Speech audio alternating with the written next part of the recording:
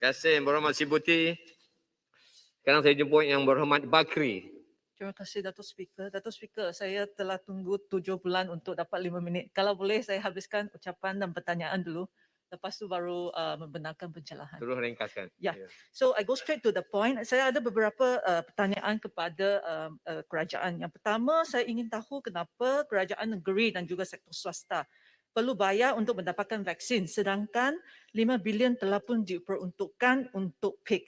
Dalam program PIKAS, sektor swasta perlu bayar RM45 per setiap dos. Siapakah yang akan mendapat bayaran ini? Agensi mana, kementerian mana dan bagaimanakah bayaran tambahan ini akan digunakan? Dan seterusnya saya juga tidak faham kenapa kerajaan negeri terpaksa untuk memberi vaksin sendiri. Saya dapat satu media laporan di mana mengikut CEO Farman Niaga di mana 6 kerajaan negeri iaitu Negeri Sembilan, Pahang, Perak, Sabah, Sarawak dan Selangor telah pun membuat booking 6 juta dos vaksin. Dan saya difahamkan bahawa mereka perlu bayar dengan harga yang jauh lebih tinggi daripada kerajaan pusat. Adakah ia benar? Jika ia benar, kenapa kerajaan pusat tidak boleh membayar untuk kerajaan negeri dalam harga kerajaan pusat? Kenapa Farman Niaga boleh membuat profiteering dengan menjual vaksin kepada kerajaan negeri? Yang kedua, isu yang seterusnya yang saya nak bangkitkan sini adalah isu berkenaan dengan PPV. Satu soalan, apakah kriteria yang dipertimbangkan oleh kerajaan dalam memilih sama ada menggunakan mega PPV ataupun PPV biasa untuk lokasi-lokasi tertentu? Apakah kos sewaan PPV mega? Dan berapa daripadanya dimiliki oleh parti politik? Bagaimana pula dengan kos setup untuk PPV mega? Dan seterusnya saya juga ingin tahu bahawa supaya kerajaan menyenaraikan syarikat yang mendapat kontrak daripada Protect Health untuk pemberian vaksin di PPV mega. Kalau tak boleh hari ini, mohon dapatkan secara bertulis. Apakah kos purata pemberian setiap dos vaksin untuk jenis PPV yang berbeza? Mega PPV, PPV yang menggunakan balai dan Dewan Awam dan juga klinik-klinik swasta. Bagaimana pula dengan manpower effectiveness, keberkesanan tenaga kerja? Apakah nisbah staf ke kapasiti untuk jenis PPV yang berbeza?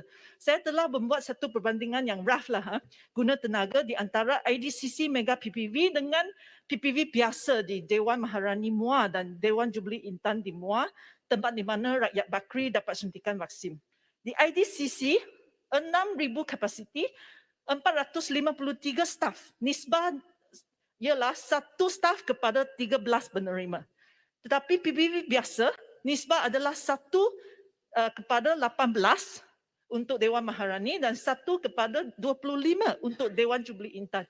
Ia bermaksud bahawa ini menunjukkan mungkin dalam PPV biasa kita adalah keberkesanan guna tenaga yang lebih tinggi. Ia juga menunjukkan mungkin mega PPV tak ada mencapai economy of scale.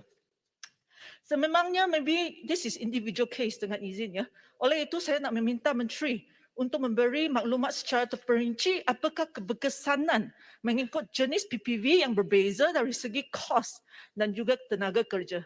Satu lagi soalan tentang economy of scale yang berkenaan dengan ialah bayaran kepada GP. Kita memang tahu GP klinik sekarang RM14 per dos pemberian dos vaksin. Adakah Protect Health juga bayar RM14 setiap dos kepada private medical practitioner yang menguruskan mega PPV seperti BookDoc dan lain-lain? Kontrak mereka adalah jauh lebih besar. Sepatutnya mereka akan bagi offer yang lebih murah daripada pemberian vaksin seunit. Selain itu, saya juga ingin menggesa kerajaan untuk menjadi apa yang terjadi di IDCC sebagai satu iktibar untuk mengelakkan kluster PPV. Saya sarankan kerajaan untuk membuat saringan staf setiap minggu di setiap PPV dengan menggunakan sekurang-kurangnya rapid test kit. Kerajaan juga perlu memastikan PPV mematuhi garis panduan ventilasi yang dikeluarkan. Untuk Lembah Kelang, kerana kes COVID asymptomatik merata-rata, adakah kerajaan sedang mempertimbangkan pre-screening sebelum penerima vaksin memasuki bangunan PPV?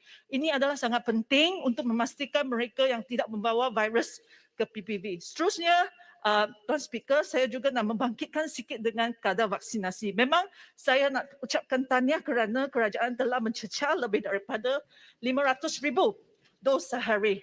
Saya berharap bahawa kerajaan boleh teruskan usaha ini. Walau bagaimanapun, kita perlu tahu bahawa we have missed the golden opportunity. Kita perlu tahu bahawa sejak Mei hingga hari ini, lebih daripada 6,500 orang meninggal dunia. Di antaranya, lebih daripada 5,500 adalah golongan berkomorbiditi. Ada ramai di antara mereka telah pun mendaftar untuk mendapatkan vaksin. Tapi mereka menjangkiti COVID-19 dan meninggal dunia sebelum sempat disuntik vaksin. Kematian ini adalah tidak sepatutnya berlaku. These are unnecessary death. Mereka meninggal dunia kerana peak adalah lembab untuk 4 bulan pertama tempoh awal peak ini. Angka-angka ini bukan satu statistik. Mereka adalah nyawa rakyat Malaysia. Mereka mempunyai ahli keluarga dan juga kawan-kawan yang tersayang. Kadar vaksinasi yang tinggi sekarang yang diwawakan oleh kerajaan sekarang tidak dapat mengembalikan nyawa mereka. It's too late for those who are gone and for their families. Yang Berhormat rumuskan. Ya. So ini yang memang kita perlu pandang ke hadapan. Tapi saya rasa bahawa kerajaan juga perlu accountable dengan apa yang berlaku sebelum ini. Oleh itu, Bakri ingin mendapatkan penjelasan daripada kerajaan kenapa bekalan vaksin begitu perlahan sehingga pertengahan Jun. Adakah kerana kita menangani perjanjian perolehan terlalu lambat?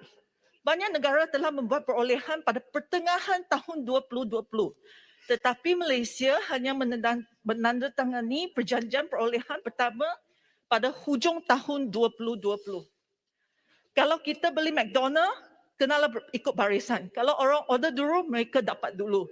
Sekarang persoalannya ialah kenapa kerajaan lambat membuat perolehan sehingga kita lambat dapat bekalan.